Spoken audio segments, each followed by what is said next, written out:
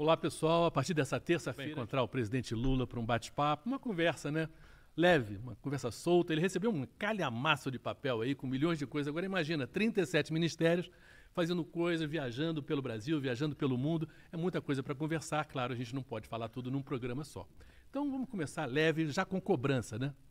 Todo mundo comentou ontem, né? Ministério do Namoro falou e agora? Deu para comemorar alguma coisa ontem? Não, eu pensei em criar o Ministério do Namoro, mas aí teria que ser eu o ministro, então... O Alckmin faz isso, né? Ele pega um cargo e pega outro também, né? Eu resolvi não criar por conta disso. Mas ontem foi um dia importante, eu acho que para quem namora, para quem é casado, eu espero que todo mundo tenha curtido o dia de ontem da melhor forma possível. Mas o dado é isso, show. Veja, nós estamos dia 1º de junho, sabe, 6 meses depois que nós começamos a governar o país. Eu acredito que nós trabalhamos mais do que em qualquer outro momento da nossa história, porque nós encontramos o país destruído, então era preciso reconstruir. E quem sabe, quem já reformou uma casa, quem já reformou uma garagem, quem já reformou um muro, sabe que fazer a reforma e reconstruir é muito mais difícil do que fazer uma coisa nova. Como nós tínhamos uma quantidade enorme de políticas públicas que tinham dado certo, a gente então resolveu recriar essas políticas públicas para, a partir de agora, a partir do dia 2 de julho, lançar um grande programa de obras, um grande programa para o desenvolvimento nacional com obras de infraestrutura em todas as áreas. É isso que vai acontecer no país e por isso eu estou satisfeito, sabe, com o trabalho que nós estamos fazendo. Bom, 37 ministérios e muita coisa sendo feita. Agora eu queria tocar um pouquinho, talvez no que toque mais as pessoas, né? O bolso, né? Esse órgão sensível que todos nós temos, são várias pequenas coisas que ao longo desses meses a gente foi notando, né? O salário mínimo, eu até anotei aqui, porque é muita coisa, gente. Salário mínimo é aumento real, né? A correção da tabela do imposto de renda, que atende 13 milhões de pessoas. O preço dos combustíveis, de gás, de cozinha, em casa, isso faz muita diferença. O Minha Casa Minha Vida é uma coisa também para frente que também vai tocar no bolso. Antecipação do 13º para os aposentados, enfim, muita gente também. O Nova Bolsa Família, aquele que você falou, né, que era um programa anterior. Quer dizer, são várias coisas, mas que no final das contas você vai somando, né, e vai melhorando a situação para as pessoas, né? Olha, eu sempre disse, desde que eu ganhei em 2003, que governar é como você plantar uma árvore. Ou seja, você plantou uma árvore frutífera, você tem que aguar, tem que ter sol e você tem que esperar os frutos aparecerem. Primeiro aparece uma flor, depois aparece um botão, depois esse fruto vai crescendo, vai ficando bom, vai ficando maduro, a gente come. Ou seja, nós estamos nessa fase de que amadureceu já. Nós já sabemos, sabe, o que fazer daqui para frente. Nós sabemos que nós temos que fazer muito mais do que nós fizemos em qualquer outro mandato que nós tivemos, porque nós precisamos reconstruir o Brasil. Eu chego em estado por aí, cada estado que eu chego, eu pergunto se alguém lembra alguma obra de infraestrutura feita pelo governo passado. Ninguém lembra. Ninguém lembra. Ninguém. Em nenhum estado que eu vou, ninguém lembra de obra. Então, nós temos que reconstruir. Só para você ter ideia, o show, nós encontramos 14 mil obras paradas. 14 mil. Só na área da educação são 4 mil obras paradas. No Minha Casa Minha Vida são milhares de casas que ficaram paradas desde o tempo do governo Dilma. Então, tudo isso é um processo de estudar para saber se a estrutura está boa, para a gente reconstruir essas casas, para a gente refazer a escola de tempo integral, para a gente refazer as creches. É quase 3 mil creches que estavam paralisadas. Então, esse trabalho é extraordinário porque o Ministério é muito bom, as pessoas são muito capazes, as pessoas estão com muita vontade, mas muita vontade mesmo. E eu só acho que o povo brasileiro tem que ter um pouquinho de paciência, porque não vai ter fake news no nosso governo. Quando a gente resolveu aumentar o salário mínimo, a gente disse, ele vai aumentar um pouquinho agora, mas daqui para frente, todo ano o salário mínimo vai ter aumento real. Quando a gente resolveu aumentar a tabela do imposto de renda para R$ 2.640, é porque a gente quer chegar a 5 mil no final do meu mandato, sem pagar imposto de renda. E assim nós vamos criando as políticas e vamos implementando elas. Eu, sinceramente, estou extremamente satisfeito. Eu tenho combinado viagens aqui dentro com viagens para o exterior, porque é preciso recuperar a capacidade do mercado interno brasileiro e o Brasil estava lijado de política internacional. Então, Ochoa, eu espero que acompanhe isso, nós vamos trabalhar muito. Vamos trabalhar muito porque o povo brasileiro está com muita expectativa. Ele quer emprego, ele quer salário, ele quer educação de qualidade, ele quer ter área de lazer, quer ter acesso à cultura. E tudo isso está dentro do nosso planejamento para recuperar o país até 2006, entregar esse país melhor do que eu já entreguei em 2010. De certa maneira, tudo isso que você está falando, né? Está um pouco encapsulado ali, englobado nessa viagem para Pernambuco, né? Essa viagem para Pernambuco, você fez uma visita a uma fábrica incrível, né? Uma fábrica num lugar que era a Zona da Mata, que era um trabalho brutal, que é cortar cana, né? Aquele era um lugar de corte de cana. Aquele corte de cana, eu acho que talvez um dos trabalhos mais difíceis que tem para o ser humano, né? E era 6 meses de trabalho, 6 meses sem trabalho, né? Por causa da safra. E depois teve a farmácia popular, e depois teve a questão do Instituto Federal, quer dizer, educação, saúde, que são os pilares, as coisas mais básicas, né? E emprego, né? Essa questão, eu acho que foi muito emocionante ver numa fábrica a quantidade de pessoas ali, carteira assinada, uniforme, trabalho de qualidade. Eu acho que essa coisa da volta das indústrias também é uma preocupação muito grande sua, né? Olha, eu não sei se você percebeu que nós fizemos uma redução no preço dos carros populares. Sim. Porque, veja, você tem indústria automobilística produzindo carro, o povo não tem dinheiro, não pode comprar, o povo está endividado. E uma coisa importante, Show, é que nós estamos preocupados em encontrar uma saída para 72 milhões de brasileiros e brasileiras que devem. Devem qualquer coisa e estão com o nome sujo no Serasa. Ou devem porque usaram o cartão de crédito para comprar comida, ou devem porque usaram o cartão de crédito para enfrentar a pandemia.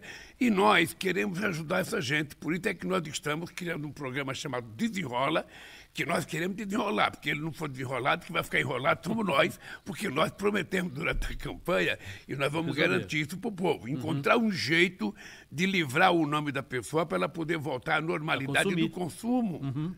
Tá? Então, veja, nós reduzimos um pouco o preço do carro.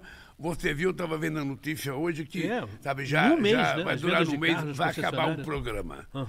Nós queremos fazer programa mais alimento para produzir trator e implementos agrícolas para pequeno e médio produtor rural brasileiro.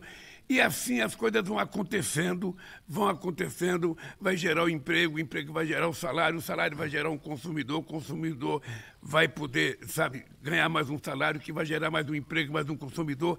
E assim a roda gigante da economia vai funcionar, esse país vai voltar a crescer e a gente vai voltar a ter o direito de ser feliz outra vez. Ô, presidente, pensa bem, esses primeiros meses foi muito rápido, né? Essa inflação desse mês, né, que foi a mais baixa aí dos últimos tempos, o crescimento desse primeiro trimestre foi altíssimo, quer dizer, o dólar baixando, a bolsa subindo, quer dizer, você esperava que fosse desse tão certo tão rápido? Não se trata de esperar. Você está lembrado que durante a campanha eu dizia 3 palavras mágicas: credibilidade, estabilidade e previsibilidade. A credibilidade o governo tem que ter junto à sociedade, ou seja, quando o governo falar uma coisa, o empresariado tem que acreditar, o povo tem que acreditar e ela tem que acontecer. A estabilidade é a estabilidade política, estabilidade social, porque sem essa estabilidade a gente não consegue governar. Se você não tiver segurança jurídica e não tiver segurança social de que as pessoas estão tranquilas acreditando, as coisas não dão certo. E a outra é previsibilidade, ou seja, é muito importante que a gente tenha consciência que o trabalhador, desde o trabalhador mais humilde, ele tem que ter uma previsibilidade do que vai acontecer com ele durante o ano inteiro. Se ele vai ficar empregado, se ele vai ficar desempregado, se vai melhorar suas condições de trabalho. E o empresário tem que ter também essa previsibilidade para saber o seguinte: vai mudar a regra do jogo? Ou a regra do jogo vai continuar do jeito que está? Eu vou continuar investindo, e vou investir, e vou ter lucro, e vou investir mais, e vou ter mais lucro. Se a gente garantir isso, está resolvido o problema. É por isso que eu encontrei com a diretora do FMI em Hiroshima. Sim. E eu disse para ela: olha, eu vou te avisar uma coisa. A previsão do FMI sobre o crescimento do Brasil está equivocada. Quando chegar no final do ano que vem, eu vou encontrar com a senhora no G20 e eu vou lhe provar que a economia brasileira cresceu muito mais do que aquilo que o FMI está dizendo agora. Ela deu uma risada e falou: tomara que você esteja certo. E é verdade. Porque, veja, quando o dinheiro começa a circular, sabe? Quando o dinheiro começa a circular, as pessoas começam a comprar e as coisas começam a acontecer. E nós ainda temos que fazer muitas coisas. Quando você falou de casa, Nós precisamos fazer não apenas o Minha Casa Minha Vida para as pessoas mais pobres. Precisamos fazer Minha Casa Minha Vida para a classe média. Sim. O cara que ganha 10 mil reais, 12 mil reais, 8 mil reais, esse cara também quer ter uma casa. E esse cara quer ter uma casa melhor. Então nós vamos ter que ter capacidade de fazer uma quantidade enorme de casa para essa gente. Então nós vamos ter que pensar em todos os segmentos da sociedade para a gente poder fazer com que as pessoas se sintam contempladas pelo governo. Essa parte das viagens internacionais, e semana que vem o senhor vai para encontrar o Papa, e depois lá na França o Macron e outros líderes também, tem sido muito importante também para justamente recuperar, não simplesmente o prestígio e o tamanho do Brasil lá fora, mas economicamente, né? Trazer, abrir de novo o país porque muita coisa tem a ver com relação pessoal, né? Essa coisa de confiança, esses encontros com os empresários que o senhor tem feito também. Olha, ontem veio aqui a presidenta da Comissão da União Europeia. Ela é uma figura muito importante na relação comercial. E ela veio conversar comigo sobre o acordo do Mercosul e União Europeia, e eu disse para ela que nós temos um problema, que nós não aceitamos colocar compras governamentais no acordo, porque senão a gente mata a pequena e média empresa brasileira. Sim. O que ela disse para mim, presidente, o que é importante é vocês colocarem no papel o que vocês querem, nós colocamos no papel e vamos ver se até o final do ano faz acordo. Eu quero fazer um acordo. E se Deus quiser, quero fazer até o final do ano. Eu estou indo à Itália visitar o Papa. Mas sabe quantos anos faz que não vem um governante italiano ao Brasil? Muitos anos, muitas décadas. Ora, nós temos 30 milhões de italianos e descendentes de italianos aqui no Brasil. Eu acho que o Brasil é o maior país italiano fora da Itália. Então, o cara não vem aqui por quê? Ou porque ele não é convidado, ou porque ele não se sente bem-vindo aqui. Eu vou tomar iniciativa. Eu quero não apenas encontrar com o Papa, mas eu quero encontrar com o presidente da Itália. E depois eu vou participar de um debate econômico em Paris, sabem que eu vou fazer o encerramento do encontro econômico. Depois o Alckmin vai na CELAC, que é em Bruxelas, numa reunião da América Latina com a União Europeia. Eu vou pedir para o Alckmin ir, para mim poder fazer mais umas viagens aqui dentro do Brasil. Essas viagens aqui no Brasil, sexta-feira, né, tem essa ferrovia Norte-Sul, que é super importante, né? Um projeto tão antigo, né? Se falava há tanto tempo, e é o último trecho agora que vai ser inaugurado. Essa relação com o agronegócio é muito importante. O agronegócio, obviamente, é um esteio aí da nossa economia. E essa coisa está se voltando a se aproximar, porque lá atrás, né, no seu governo, se investiu muito no agronegócio, né? Olha, o Shoa, deixa eu te falar uma coisa e falar para as pessoas que estão nos assistindo aqui. Eu nunca tive problema com o agronegócio. Eu nunca tive problema. Eu governei 8 anos nesse país. Eles sabem tudo que nós fizemos por eles. Eles sabem que nós temos muita responsabilidade com o salto de qualidade que deu a agricultura brasileira por causa do financiamento que nós fazíamos, financiamento de máquina. No nosso tempo, uma dessas máquinas coletadeira grande, que parece um robô, essa máquina era financiada com 2% de juros ao ano. Hoje eles estão pagando 14% ou 18% de juros ao ano. Então eles sabem que do ponto de vista econômico, eles não têm problema conosco, do ponto de vista de financiamento. O problema pode ser ideológico. Se é ideológico, paciência. Paciência, a gente vai entrar em campos opostos. Eu fiz questão de dizer na Feira de Pernambuco o seguinte: olha, não há incompatibilidade entre o pequeno e médio produtor e o grande produtor. Não há incompatibilidade.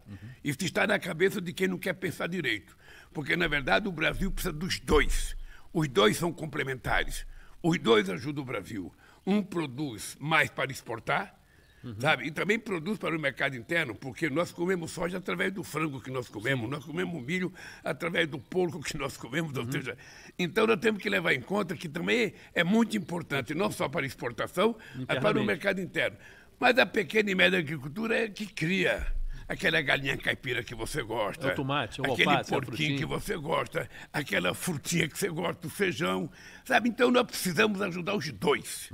E eles têm que viver em paz, porque cada um ajuda o outro. O que é interessante é que eu fui na Bahia visitar uma feira, visitei máquinas importantes, mas só tinha um lugar que estava vendendo alimento. Era a barraca da pequena agricultura. Sim. Então, eu acho que se as pessoas tiverem essa compreensão, e graças a Deus, o Ministério Paulo Teixeira tem essa compreensão e o Ministério Fávaro tem essa compreensão. E eu acho que a gente vai caminhando, vai caminhando, vai caminhando. Nós vamos anunciar o Plano Safra agora, tanto para a agricultura familiar quanto para o agronegócio, e eles vão perceber que da parte do governo não há nenhuma objeção a eles. O que nós queremos é que todos produzam, cresça e que o Brasil cresça junto. Porque a agricultura familiar emprega muita gente, né? Porque quando a gente vê essas máquinas desse agronegócio, também não é tanto emprego assim, né? Porque é muito tecnológico, né? E essa questão do emprego é importante porque a pessoa tem que ficar no campo até para ficar lá querendo levar aquela vida do interior sem precisar vir para a cidade para arrumar um emprego, né? O senhor, nós temos aproximadamente 4.600.000 propriedades com menos de 100 hectares. Essas propriedades geram bastante oportunidade de trabalho, porque ninguém consegue produzir 50 hectares sozinho, 30 hectares sozinho, 100 hectares sozinho. Então é preciso que as pessoas tenham gente que trabalhe. Isso é importante, porque é o trabalho que dá dignidade à pessoa. O cidadão trabalha, no final do mês leva para casa o seu salário para sustentar a sua família. É isso que nós queremos, é isso que ele quer. Então nós vamos fortalecer a pequena e média propriedade, nós vamos fortalecer o agronegócio, nós vamos continuar fazendo reforma agrária, porque aonde precisar assentar gente, nós vamos assentar. E é uma coisa importante, nós estamos no governo, eu disse para o Paulo Teixeira esse dia, doutor Paulo, não precisa mais invadir terra. Olha, se quem faz o levantamento da terra improdutível é o INCRA, o INCRA que comunica o governo quais são as propriedades improdutivas que existem em cada estado brasileiro, e a partir daí nós vamos discutir a ocupação dessa terra. Sim. É simples. Sim. Não precisa ter barulho, não precisa ter guerra. O que precisa ter é competência e capacidade de articulação. Então eu falei para o Paulo Sérgio, para o Paulo Teixeira, Paulo, eu quero que o INCRA me dê a totalidade de terras ociosas que ele acha que tem no Brasil. É em torno disso que a gente vai discutir com a CONTAG, com o Sem Terra, com a FETRAF, para que a gente possa fazer os assentamentos necessários com muita tranquilidade. Eu lembro que na campanha de 2003 nós fizemos uma pesquisa se o povo queria a reforma agrária ampla, radical, sob o controle dos trabalhadores. Sim. Eu dizia isso no comício, eu falava bravo. Uma vez uma mulher falou assim para mim, Lula, por que você não fala mais calmo? Você gritando assim, você me assusta. E aí, o Duda Mendonça fez uma pesquisa. Você sabe o que deu na pesquisa? O povo queria a reforma agrária tranquila e pacífica. Sei. Então é essa reforma agrária que nós vamos fazer no país. Sim. Usando o INCRA e usando os canais competentes, digamos Nada, assim. e colocando os trabalhadores que querem trabalhar para trabalhar. Não tem problema, não tem por que haver luta, não tem por que haver guerra. O que tem que haver é compreensão de que o Brasil precisa ter segurança alimentar e, por isso, o Brasil precisa produzir muito para que a gente tenha, inclusive, o estoque regulador. A gente agora repartiu a CONAB com a agricultura familiar e com a agricultura empresarial. Por quê?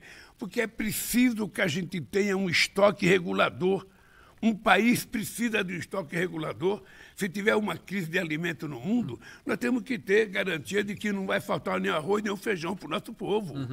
Daí porque a gente tem que incentivar o plantio e ainda para o pequeno nós precisamos criar uma coisa chamada preço mínimo, para que a gente garanta que o cidadão, ao plantar, e quando ele colher, se tiver baixo o preço, ele não perca. Tem a garantia, que ele receba pelo menos o que ele investiu. E aí o Brasil vai voltar a ficar tranquilo outra vez. Nessas viagens do interior, eu queria uma coisa mais pessoal do senhor, presidente. Lá atrás, 20 anos atrás, né, exatamente, quando começou 2003, e você começava a viajar pelo Brasil, aí já como presidente, não como candidato, e essas viagens de agora, o que às vezes você se vê comparando o lá atrás e o agora? Eu viajo o Brasil, na verdade, desde 1975. Depois eu comecei a viajar por conta das greves e depois por conta da criação do PT. O que mais me emociona hoje é que eu encontro mulheres com crianças no colo que me procuram com uma foto mostrando uma criança no meu colo. A criança no meu colo é ela, que agora é mãe. E ela pede para me tirar fotografia com o filho ou a filha dela para ela guardar de lembrança. Sim. Então, existe uma história criada nesse país ao longo de tantos e tantos anos, porque não tem ninguém nesse país que viaja o Brasil tanto que eu viajo ou que já viajou o Brasil tanto que eu viajo. Então, isso criou uma história, criou uma coisa que eu fico muito orgulhoso, porque às vezes eu choro, às vezes eu encontro pessoas. Você viu que naquele dia eu falei da caneta quando eu tomei posse? Sim. Foi da caneta que eu ganhei em 89. Pois bem, apareceu o cara da caneta. É mesmo? O cara da caneta ligou para cá para falar, fui eu que dei a caneta e tal. Aí eu fiquei muito emocionado, porque essas coisas acontecem muito comigo. E eu encontro muita gente agora que ajudou a fundar o PT, que ajudou a fundar a CUT, que fez greve em São Bernardo, que trabalhou na Volkswagen, na Mercedes, que trabalhava em São Paulo. E toda essa gente que eu encontro pela rua me dá um frisson de emoção, porque Sim. eu acho que eu estou ficando um pouco mais experiente, não mais velho, mas mais experiente, e a gente vai ficando com o emocional mais Sim, forte. sim. Mais forte. Eu me emociono com muito mais facilidade. Mas o que é importante é o seguinte, é que está nascendo uma juventude que quer um Brasil melhor do que aquele que eu queria quando eu tinha 18 anos de idade. O mundo evoluiu, as pessoas mudaram, e nós não podemos permitir que as coisas ruins tomem conta da humanidade. Nós precisamos acabar com a fake news. Por isso, eu queria aproveitar o show e fazer um apelo. Eu já fiz em Recife aos estudantes no Instituto Federal de Paulista. É importante que todas as pessoas que têm idade para se inscrever para o Enem se inscrevam até o dia 16. Porque o Enem estava muito desativado, o Enem estava um pouco desmoralizado. Sim. E nós precisamos recuperar a força do Enem, porque o Enem foi a coisa mais extraordinária. Nós chegamos a ter 16 milhões de pessoas inscritas. Então é importante que todo mundo que queira fazer universidade se inscreva no Enem até o dia 16 de junho, para que você possa ter a oportunidade de entrar numa universidade, fazer um curso e virar doutor ou doutora. Esse sonho de ser doutor, né, é uma coisa... Ser doutor, né? É uma coisa que é muito nossa, né? E é o casa própria, dar casa para a mãe, essa coisa do estudo, né? Eu me lembro que você falou uma coisa da tua experiência própria, né?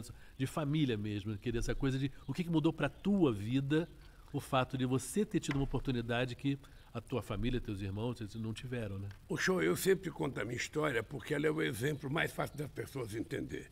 Eu, por conta de uma profissão, eu ganhei mais que o salário mínimo.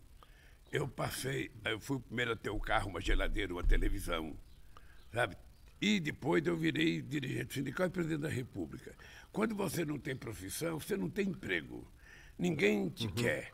Você chega na porta de uma fábrica, você fala que você está para fazer nada, É o que então aparece, você não né? serve. Então, é importante estudar. Eu sei que é cansativo, quando tem 16, 17, 18, 19, 20 anos. Você pensa que o mundo nunca vai acabar, você pensa que a vida nunca vai terminar. Só quer e namorar, você né? só quer namorar, só quer zoar, só quer para balada. Não, dedica um tempo para estudar, porque esses 4 ou 5 anos que você estudar vai te dar garantia para o resto da vida, cara. Faça isso. Faça isso. Quem está te pedindo é alguém que já teve 16 anos, que já teve 18, que já teve 20, que já teve 25 anos, que já gostou de balada, que saía quinta-feira de casa e voltava só no domingo à noite e minha mãe me esperando. Então, não jogue fora esse tempo precioso da sua juventude. Namore o quanto você quiser, vá para a balada que você quiser, mas dedique um tempo para você estudar, porque é isso que vai garantir o teu futuro e da tua família. Quando você vê esses jovens, né, no Instituto lá Federal de Paulista, era uma garotada que estava ali à frente, né, à tua frente, e possivelmente eram os filhos daqueles que você viu 20 anos atrás, né? Você vê já uma cara de esperança?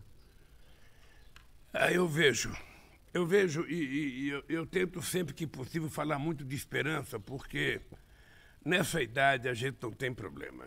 Nessa idade não tem coisa ruim.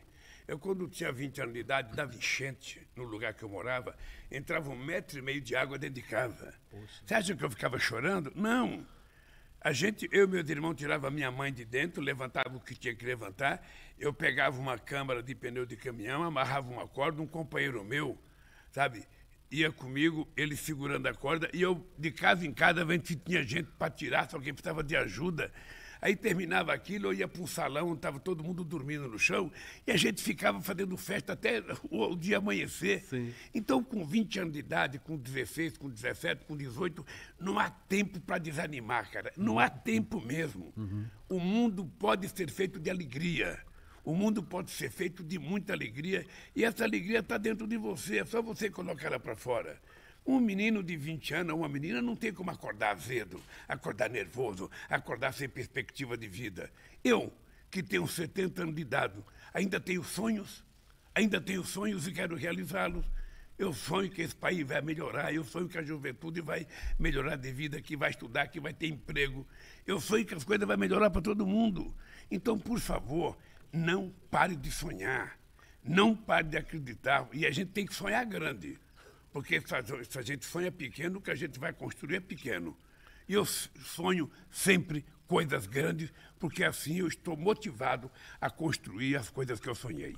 Eu vejo no senhor um sentimento de urgência, né? Um sentimento de impaciência de que as coisas se resolvam, melhorem muito rápido, né? Você já estava com isso ou é que se sente assim, quando você fala, eu quero nesse mandato fazer mais do que eu fiz nos outros dois? O problema é que o mandato é muito curto.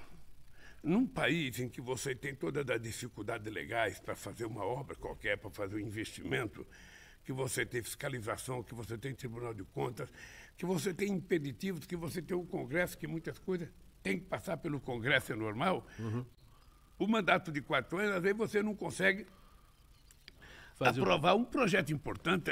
Se a gente for lembrar o Obama quase que não aprovou nenhum projeto nos Estados Unidos. Então eu tenho pressa. E essa pressa eu costumo passar para meus ministros. Eu costumo passar.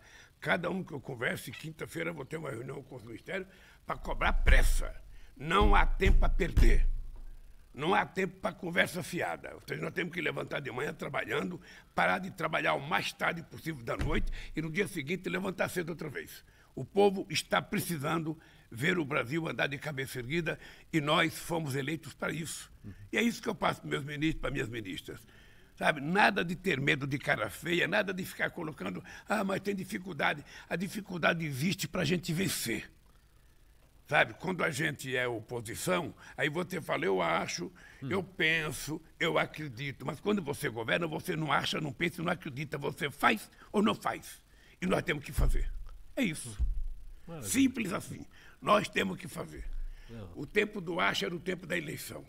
O tempo da acredita era o tempo da eleição. Sabe? Agora não, agora é fazer. Se tem uma coisa difícil, desenrole e faça.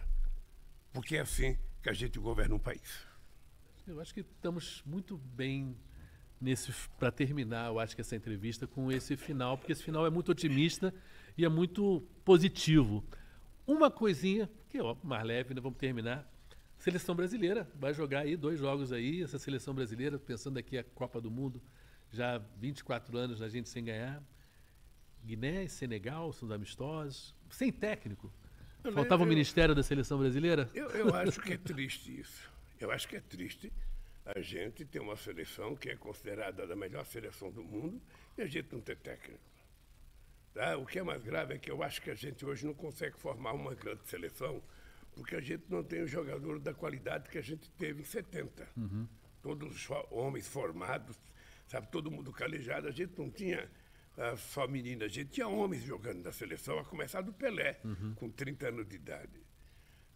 Eu lamento, eu estou mais triste até porque o Corinthians está caindo aos pedaços. Eu assisto o jogo do Corinthians, eu tenho vontade de deitar no sofá e não levantar durante muito tempo de vergonha. O time não está jogando bem, não está jogando bem. O meu Vasco também não está jogando bem. Eu sou vascaíno e brigo muito com a Janja, que ela é flamenguista, mas eu acho que não está bem. O futebol brasileiro não está bem.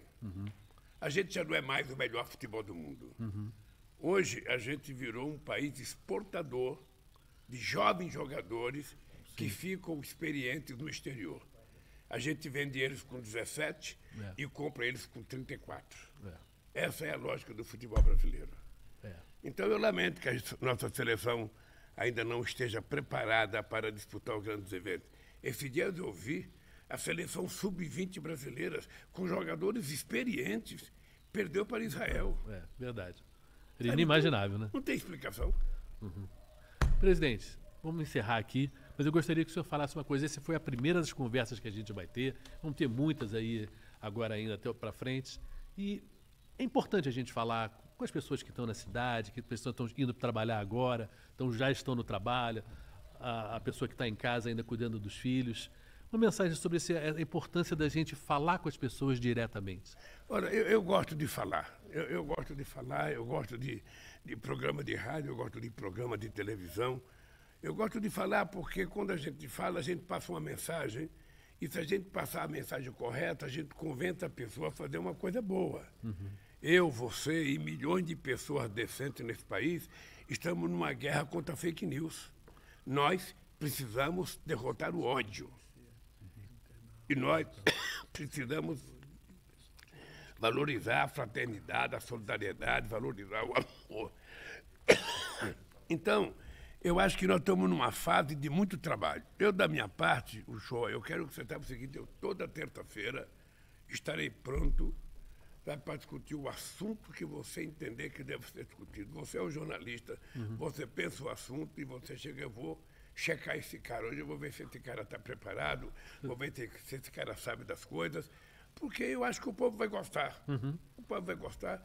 A gente pode começar com 10 pessoas vendo a gente, daqui a pouco vai ter 20, daqui a pouco vai ter 30, daqui a pouco vai ter 50, e daqui a pouco a gente está falando para o Brasil inteiro. Tá?